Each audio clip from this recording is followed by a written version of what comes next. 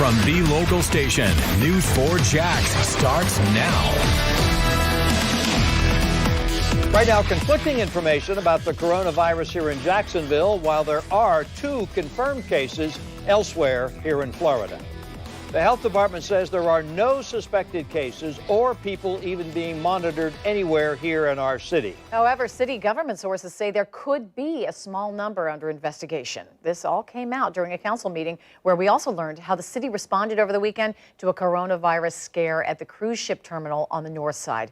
The person in question was not tested, but was determined to be suffering from another illness.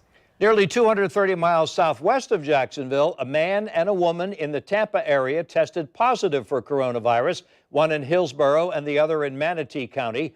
Governor DeSantis says Florida is currently monitoring 184 people.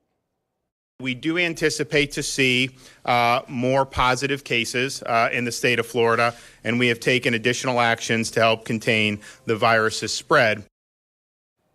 In the past hour, we received this new photo into the newsroom. The Ace Hardware on University Boulevard West on the south side, limiting the sale of face masks to 2 per customer due to increased demand.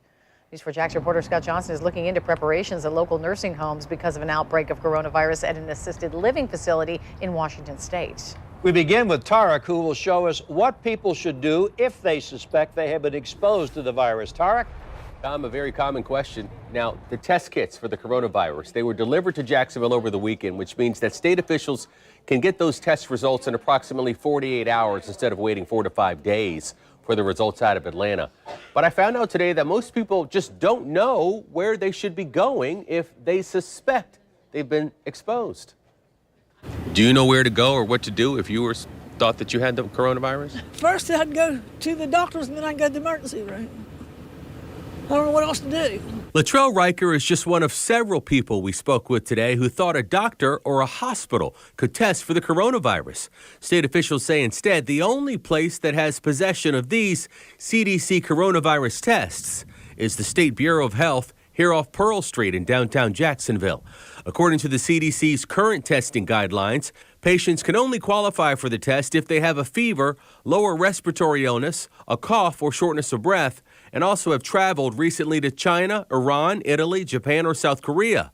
Being exposed to COVID-19 is concerning for David Riker, who's 78 years old. We're both concerned. Both of us are on oxygen, and I'm 78, but she's 76, and we get sick real easy. So we have to be extra careful. Health officials say patients will be evaluated on a case-by-case basis to determine if they need to be tested, and here's how they could administer the tests. A healthcare provider can take a nose or throat swab. They could inject saline solution into your nose and then remove the sample with a gentle suction. They could use a tracheoaspirate, putting a bronchoscope down your mouth and into your lungs. They could test thick mucus in your lungs, or they could test your blood. Locals with existing health conditions aren't the only ones worried, so are parents of young children. Because the state emergency is a big deal. I feel like it could affect us all, especially with people with kids and things. As you can see, I have a young child. Late this afternoon, Senator Rick Scott called for increased screenings for the coronavirus at all of Florida's international airports. Now, Scott has requested information on the current security protocol and resources at Florida's airports and seaports, and may announce enhancements to these policies in the near future.